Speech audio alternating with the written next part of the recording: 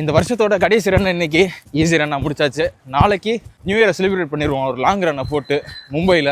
இந்த வருஷம் எனக்கு எப்படி ஆரம்பிச்சிச்சு அப்படின்னா, நான் 42 கிலோமீட்டர் சென்னை ஃப்ரெஷர்ஸ் மராத்தன்லாம் அட்டன் பண்ணுறேன். கிட்டத்தட்ட நடந்து ஓடின்னு ரொம்ப மோசமான ரன்னாக ஒரு 6 மணி நேரம் கிட்ட தான் கம்ப்ளீட் பண்ணேன். இந்த வருஷம் தான் என்னோட ரொம்ப நாள் ஆசையான பாக்ஸிங் கற்றுக்கிற ஆசை இந்த வருஷம் தான் நிறைவேறிச்சு. எனக்கு நோவா பிளாஸ்ட் 5 கிஃப்ட் வந்தது. ப்ரோ கேம்ப் சீரிஸ் இந்த வருஷம் தான் நான் ஆரம்பித்தேன். பெங்களூர்லேருந்து ஸ்டார்ட் பண்ணேன் நான். இந்த வருஷம் தான் என்னோட வாழ்க்கையோட புலம்பல்களை ஒய்வி ரன் அப்படின்ற எபிசோடு மூலியமாக நான் சொல்ல ஆரம்பிச்சேன். அதுக்கப்புறமா காங்கேயம் மராத்தனில் என்னோட பர்சனல் பெஸ்ட்டாக 21 கிலோமீட்டரில் அது ஒரு டைமிங் எனக்கு கிடச்சி ரொம்ப சந்தோஷத்தை கொடுத்துச்சு.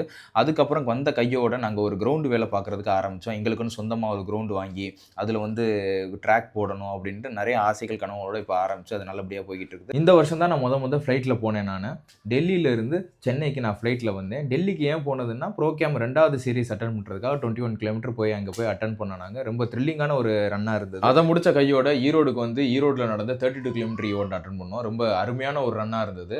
அதுக்கப்புறம் என்னோட லைஃப்பில் ஃபஸ்ட்டு பண்ண 42 கிலோமீட்டர் சிவகங்கையிலேருந்து மதுரை வரையும் கண்டினியூஸாக நிற்காமல் நான் ஸ்டாப்பாக ஒரு 4 hours 4 minutes கம்ப்ளீட் பண்ணது.